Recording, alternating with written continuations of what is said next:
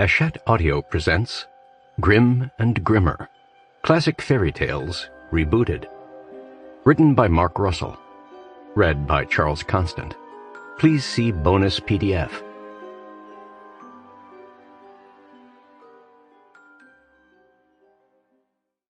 This book is dedicated to the first person who sat around a campfire at night many eons ago and thought it might be fun to make up a story. Introduction. All stories are built on other stories.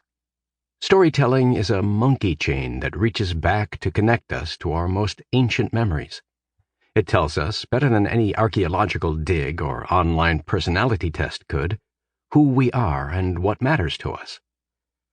Anthropologists have argued that the reason why dragons are such a universal symbol in human mythology is because they are a combination of the three animals our primal ancestors were most afraid of: snakes, cats, and birds. Or to put it another way, the fear of being gobbled from below, attacked from behind, or snatched from above. A dragon is, as is most of our fiction, about the fear of unseen danger. Even though generally written for children, fairy tales seem to revel in these hidden perils.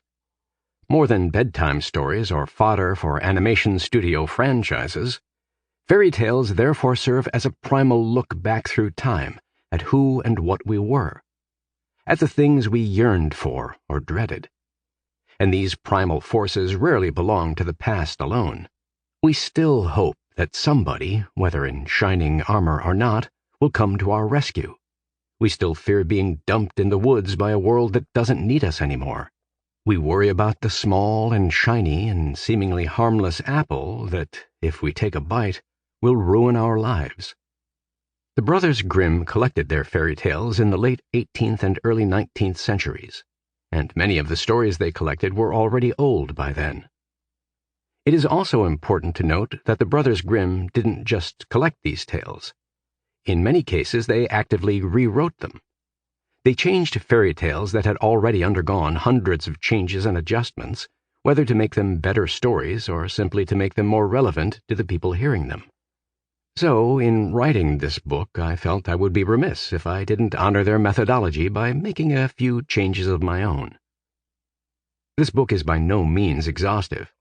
The brothers compiled hundreds of fairy tales in their decades of work, many of which overlap or borrow plot lines from each other. I couldn't... Sample complete. Ready to continue?